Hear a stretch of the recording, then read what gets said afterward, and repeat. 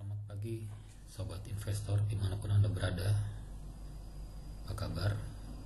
Hari ini kita akan coba review saham IPO ya, RSCH PT Charlie Hospital Semarang. Nah, ini bagi teman-teman mungkin sobat investor yang asli dari Jawa Tengah atau lagi kondisi domisili di Jawa Tengah ya. Ini karena lokasinya di Kendal di Jawa Tengah dan lagi expand di daerah Demak ya. Ada yang tertarik untuk mengkoleksi saham rumah sakit, ini mumpung harga terjangkau ya. Sorry ini video agak nge-lag, di maklumin saja. Oke, langsung ke PT Charlie Hospital Semarang ya. Jadi masa penawarannya 22 sampai 24 Agustus. Jadi sudah dimulai nih ya. Tapi belum diperdagangkan secara ini di Bursa Efek, masih pemesanan ya. Tanggal penyatatannya di 28 Agustus nanti mulainya 2023. Kegiatan usaha bergerak dalam bidang rumah sakit swasta. Jumlah saham yang ditawarkan ini 20% ya, yaitu 530 juta lembar dengan harga penawaran Rp115. Nilai pendanaannya nanti diharapkan di 60 miliar 990 juta ya, 60,9 M. Oke, jangan lupa subscribe, like, dan komen channel ini agar terus berkembang. Disclaimer juga ya bagi sobat investor semua, lakukan analisa lebih lanjut. Ini hanya pendapat saya bersifat pribadi, bukan ajak untuk menjual atau membeli saham tertentu. Kita mulai dengan pendahuluan. Jadi rumah sakit ini didirikan 11 Februari 2019. Pemiliknya yaitu dari PT Wahyu Agung Group yang dipimpin oleh Bapak Junianto. Kegiatannya aktivitas rumah sakit swasta ya, praktek dokter spesialis, dokter umum, dan dokter gigi. Rumah sakit ini juga diklasifikasikan sebagai rumah sakit tipe D yang diwajibkan untuk memiliki 50 jumlah tempat tidur. Untuk secara perseroan ini diresmikannya Juni 2019 di Kendal, Jawa Tengah. Mulai beroperasi di 23 September 2019 ya. Sekarang ekspansi dengan membangun rumah sakit di Demak dari tahun 2020 dan masih tahap 80% ya. Tahun 2021 udah bekerja sama dengan BPJS Kesehatan. Untuk struktur pemegang saham ini kita lihat di sebelah kanan saja ya. Ini PT Wahyu Agung ini 79,43% atau 2,1 M. Ada Wahyu Fitrianingsih, Bapak Junianto, Ibu Sri Mulyaningsih, dan ini masyarakat ya 530 juta lembar atau 20%. Jadi total sahamnya nanti 2,65 miliar lembar. Ini jajaran komisaris dan juga direksinya. Ada Ibu Wahyu Fitrianingsih, ini sekarang komisaris perseroan ya, juga menjabat sebagai direktur di PT Wahyu Agung dan direktur di PT Bara Indoraya. Bapak Roy Octavian ini komisaris independen, juga sekarang menjabat di komisaris independen di PT Ladang Baja Murni, komisaris utama di Agroyasa Lestari, dan komisaris independen perseroan sekarang. Untuk direktur ada Bapak Junianto, ini menjabat sebagai direktur utama perseroan, juga direktur utama PT Wahyu Agung, dan juga komisaris PT Maesa Jenar Semarang ya, yang bagi suka bola di penggemar Semarang. Terus Ibu Sri Mulyaningsih ini direktur perseroan, juga menjabat sebagai wakil direktur PT Wahyu Agung. Jadi ini masih ada hubungan ya. Direktur utama ini Bapak Junianto merupakan suami dari komisaris utamanya, yaitu Ibu Wahyu Fitrianingsih. Lalu Ibu Sri Mulyaningsih ini merupakan adik kandung dari Bapak Junianto. Untuk struktur pemegang sahamnya ini Bapak Junianto juga selaku PT Wahyu Agung dari 99,3% ya, sebelum diserahkan ke masyarakat 20%-nya nanti akan jadi 70%. Sisanya adalah Wahyu Fitrianingsih, Sri Mulyaningsih, dan juga Junianto. Jumlah karyawan ini meningkat dari tahun 2020 yaitu 136 karyawan, naik ke 247, tahun berikutnya ke 288. Saat ini di 291 yang mencakup kantor dan administrasi, dokter umum, perawat, bidan, farmasi, dan laboratorium.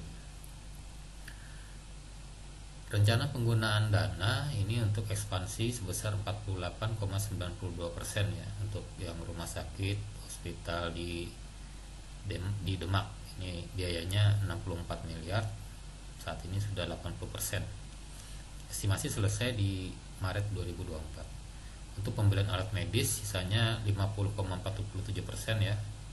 Untuk pengadaan alat medis biayanya 29,4 miliar. Lalu sisanya lagi sebagai modal kerja 0,61%. Ini yang juga untuk persediaan. Faktor resiko umum yaitu permintaan tenaga medis ya, yang kompetitif, dokter dan lain-lain. Terus persaingan usaha antar rumah sakit, klinik, lalu perubahan undang-undang dan perizinan yang berkaitan dengan kesehatan. Kemudian ada perubahan di teknologi ya, gugatan malpraktik kalau ada, kegagalan menerima pembayaran tepat waktu juga dari asuransi atau mitra, lalu kondisi perekonomian makro. Risiko bagi investor ini tentu saja ada likuiditas sahamnya ya, terus fluktuasi harga saham dan kemampuan bayar dividen. Dari prospektus yang dijabarkan itu kebijakan dividen dari perseroan itu maksimal 50% dari laba bersih. Nanti akan dimulai di tahun buku 2023. Buat investor bisa cek sendiri ya di websitenya Charlie Hospital Kendal ini. Di situ ada beberapa yang perlu dilihat sebagai informasi juga. Lalu ini kinerja keuangan berdasarkan prospektus yang sudah saya analisa ya untuk PT Charlie Hospital Semarang ini. Kita mulai dari laba rugi. Nah, ini 2020 ya. 2020 ini pendapatan 13,2 M, naik jadi 35,5 M dan lalu turun sedikit ya jadi 33,0 M. Lalu secara year on year ini Februari 2022 dan Februari 2023 ini pendapatan naik 1 M ya. Nah, ini naik turunnya pendapatan ini tidak terlepas dari penurunan atau peningkatan dari kunjungan pasien rumah sakit. Jadi kalau musim sakit ya pasiennya akan nambah. Kalau nggak yang sakitnya berkurang maka pendapatannya akan juga berkurang. Terus juga untuk laba kotor akan mengikutin ya. Terus ini untuk laba tahun berjalan ini yang positif, yang untung hanya di tahun 2021 yaitu 2,7 M. Sisanya tahun berikutnya dia rugi 7,3 M tahun 2022. Secara year on year waktu Februari kemarin rugi 2,3 M, saat ini lebih bagus ya, minusnya 600 jutaan. Mudah-mudahan di tahun ini hasilnya positif ya. Ini masih Februari 2023. Oke, untuk aset ini ada peningkatan aset.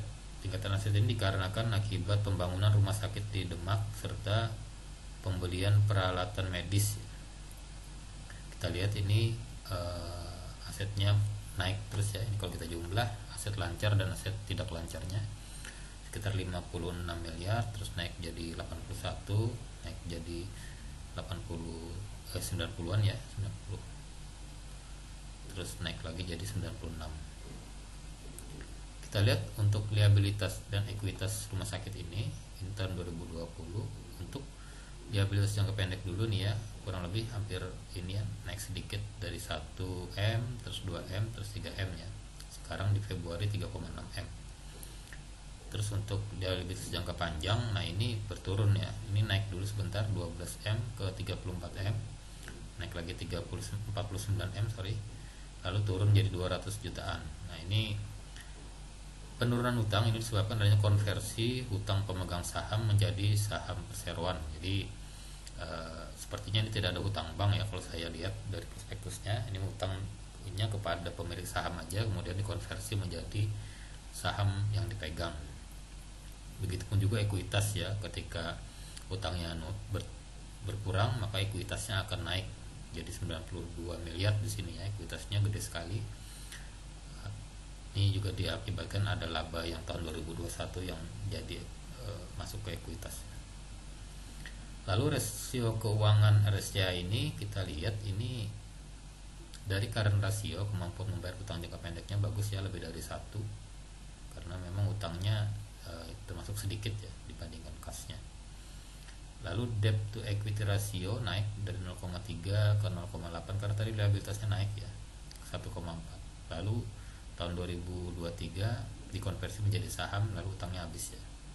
Dirnya cuma 4% ini kalau saya lihat, atau 0,04 kali. ROE-nya ya ini, ROE-nya ini yang positif hanya tahun 2021 yaitu 6,1%.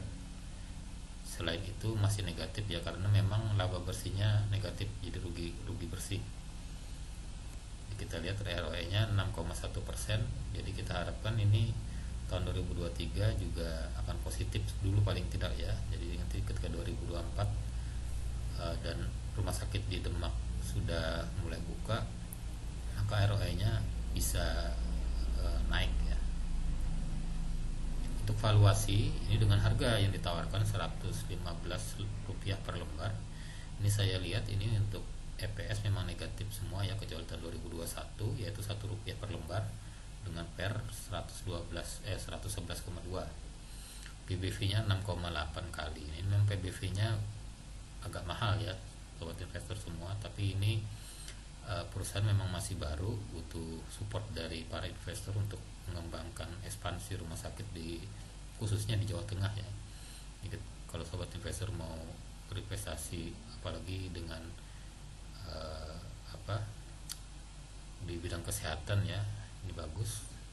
Apalagi memang dari Jawa Tengah sendiri, mungkin ada asli Jawa Tengah, jadi bisa ikut melihat ya, melihat lokasinya, melihat jumlah pasien yang kira-kira dari sana, prospeknya seperti apa, ditunjang dengan laporan keuangan yang sudah dipaparkan di sini, maka sobat investor bisa mengambil keputusan apakah nanti akan beli atau belum ya.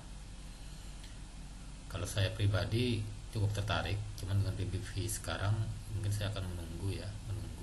Tapi ini hanya pendapat pribadi saya, silakan. Siapa tahu habis IPO harganya tidak turun ya, tapi malah naik terus. Biasanya kayak gitu, malah ketinggalan kereta. Oke, itu saja hasil review dari saya mengenai RSCH ini. Semoga bermanfaat bagi sobat investor semua. Tetap lakukan analisa lebih detail, tetap ambil keputusan berdasarkan keyakinan Anda semua. Ini hanya untuk pemberitahuan, gambaran umum saja, tidak untuk ajakan untuk menjual atau membeli saham tertentu. Oke, selamat pagi. Assalamualaikum warahmatullahi wabarakatuh.